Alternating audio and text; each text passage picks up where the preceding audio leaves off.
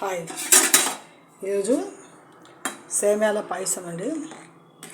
నెయ్యి చూడండి ఎట్లా ఉంది, ఆవు నెయ్యి అంట. ఎట్లా ఉంది చూడండి.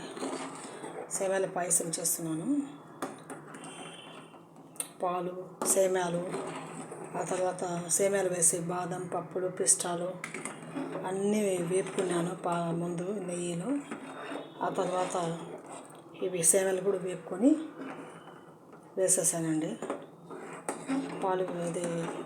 పాలు వేసేసి బాగా ఉడికించుకున్న తర్వాత చక్కెర కూడా వేసేసాను. ఇంకా బాగా ఇది ఉడుకుతున్నాయి.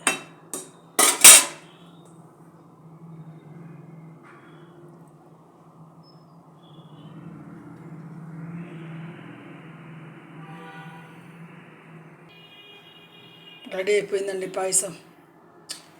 బాగా మంచిగా రోస్ట్గా బాగా చేశాను. సూపర్గా ఉంది.